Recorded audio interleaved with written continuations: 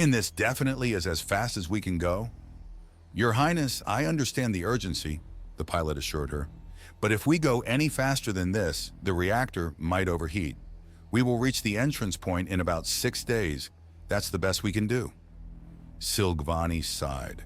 She knew it was pointless. The ship was as fast as it was. There was no way to change that. That didn't make the situation any easier to accept. Hearing that Nadine had suddenly fallen severely ill had riled her up to a degree she didn't reach often. Leaving the bridge, the princess went down to the quarters. The door to Nadine's cabin was open. Inside, she could see the small alien sleeping in her bed, which like usually bent much further than for any other user. But that was about the only thing that was as usual. Her red face and heavy breaths showed her suffering, even though she wasn't conscious. It was truly disheartening to see her like that. While she had struggled mentally, at least on a physical level, the human had always seemed so unstoppable. Silgvani, of course, knew that this durability had limits, but seeing her reduced to this state was something else. Memories of Kierden in his hospital bed flashed through her mind. Next to her sat Dr. Githay, wearing what looked like a set of welder's gloves. The doctor was currently in the process of wringing out a piece of cloth over a bucket before putting it on Nadine's forehead. "How is she?" Silgvani asked, catching the doctor's attention. "Ah, I apologize, Your Highness. I didn't see you." "I couldn't care less about formalities right now. This is more important." After a short pause, the doctor nodded and returned her attention to Nadine. "Unfortunately, I can't really tell. It seems like she is more or less the same, but I don't know anything about how the human body reacts to illnesses. The fact that it can heat up to lethal temperatures just so hopefully they can survive it longer than the pathogen is crass, to say the least. It's a good thing that she took off her protective suit before going to sleep. With my complete equipment, I might be able to do more. But for now, we have to trust Nadine's words and what little I learned about her kind so far." That didn't exactly inspire a lot of hope. "The broth she wanted should be done soon," the doctor continued. "Maybe that improves her condition." The princess cocked her head. "Broth?" It seemed like she missed something there. "And what are you doing right now?" she inquired, pointing at the wet cloth. She wanted that, but she fell asleep before she could tell me why exactly. My guess would be that it cools off the brain a bit to protect it from the increased body heat. "And what are the gloves for?" "They look like the ones the mechanics usually wear." "That's because they are. Our board engineers gave them to me. Nadine is currently secreting large quantities of her sweat. I won't get around touching her, so I had to improvise. On that note, please don't get too close, Your Highness. But besides the hazard, there is another problem. She said she will need to drink a lot, and she needs a lot of water to begin with. And since sweat contains water, I have to assume this increases her need for water even further." Silvani recalled the conversation she had with one of the servants back on the Unifier about why they had needed to leave soon. "And we don't have enough water?" The doctor nodded. "Not if the amount she drank before going to sleep is any indication. We definitely have enough for the next few days, but I'm not sure it'll last for the entire way. So in essence, we need to find a way to make our water drinkable for her. The special powder won't be enough?" "Well, maybe," Githoy explained. "It might be able to at least saturate the water so it at least wouldn't harm her anymore. But I didn't test how the mixture reacts under these circumstances. Plus our supply of that is limited as well.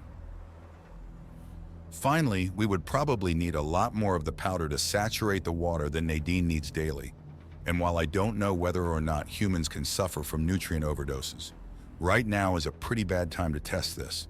I apologize if I sound demanding, Your Highness, but we shouldn't do that unless we can't come up with another way, or we manage to cure her somehow." "And you have no idea what could achieve that?" Silgvani inquired, even though she could already guess the answer. "Not here. As I said, ships like this one only have the basics. If I had all my equipment, things might be different. I also had the faint hope that she'd know herself any substances that might help her. But while their long lives allow humans to educate their children in a wide range of fields, even for them, medicine is something you need to specialize in. If I think about the things an old human doctor with generations worth of experience could tell me, no, that's not important. My point is, outside of the simple treatments I'm already doing, she couldn't tell me much. The doctor went quiet for a moment, seemingly thinking about something. Although she mumbled something about a box, but she described it with a word that didn't get translated and she fell asleep right after, so I couldn't ask her for details. A box? Silvani thought. I feel like that's ringing some kind of bell, but I can't put my finger on it. A box? Well, obviously Nadine has used a multitude of things that could be called a box, but none of them would help her here. Come on, think, what am I forgetting right now? Unable to reach a solution, she let out a frustrated sigh. Just how by the first ones did that happen? It's my fault, Mum, the doctor immediately said. I felt safe in the knowledge that both Vanoeri and Taistri, as well as Vanoeri and humans, were too different for a cross-species infection and didn't consider the possibility of humans and Taistri being similar enough for it. So, this is the same illness that killed all those Taistri?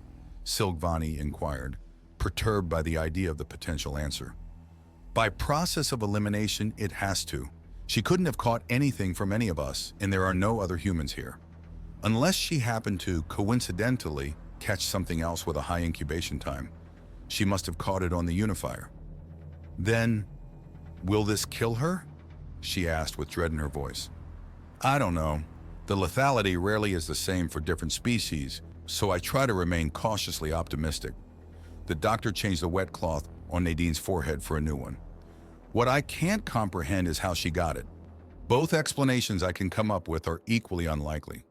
Either the germs were resistant to the disinfection process, and I brought them with me. But even among similar species, the chance of them jumping over from such a short exposure is close to zero. Or the ambassador is lying, this disease isn't new, and she carries it. Nadi had enough contact with her that a species jump would be at least slightly possible. But she would have to be an asymptomatic carrier for that. And considering how devastating this illness is to the Taistri, although all the corpses I've seen were male, and the sexual dimorphism of their kind is quite pronounced, maybe. The doctor started to fall into one of her ramblings, slowly going off topic and causing Silvani to pay less and less attention. When she had found out that there was no attack happening, when Nadine brought up the colony, it had seemed like things would finally take a turn to the positive. Like she finally found a clue that might lead her to reunite with the other humans. Wait, doctor? My apologies, Your Highness. Did you say something? I just thought of something. What if this illness didn't need to, change in order to infect her? You mean mutate? The doctor corrected. But it had to, otherwise a Taistri disease couldn't infect a human. That's exactly my point. What if this isn't a Taistri disease? What if it already, how did you call it, jumped in the other direction? The doctor's eyes widened from the sudden epiphany. That would mean, oh no, if the illness originates from a human, then this could be, I would need to start completely anew. First ones, why did we leave her escape pod behind? Escape pod? Silvani asked, confused by the sudden change in topic. Yes, the one we found her in. It wouldn't be a stretch to assume humans put some basic necessities in their escape pods, just like we do, and maybe some medicine as well. I know we couldn't take it with us, but it could have been. That's it! The sudden outcry made the doctor startle and flinch back. But Silvani didn't care. The box, she continued. That's what she meant. Before we left the Star Treader, Nadine wanted to see the escape pod to check if any humans had responded to the emergency signal. When there were none, she took a small red box with her. If nothing happened to it, it should still be in the palace. Hope suddenly returned to the doctor's expression. If we make it home in time, we might be able to help her. Even better, I might even be able to reverse engineer the medicine. Silvani closed her eyes and nodded. With a silver lining in sight, the next pressing matter was to find a way to ensure the humans' water supply would last, and then they just need to make it back. Nadine, please stay strong.